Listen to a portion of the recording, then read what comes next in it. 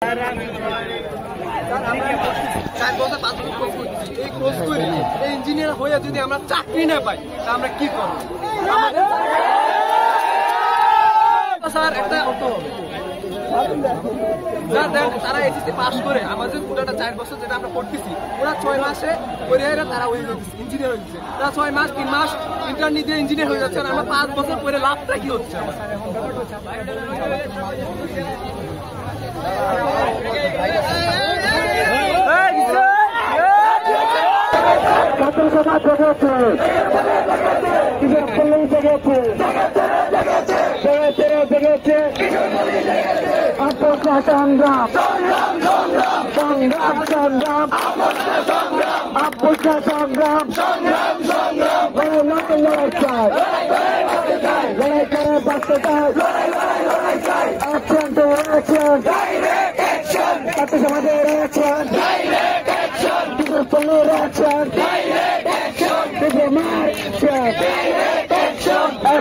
Action!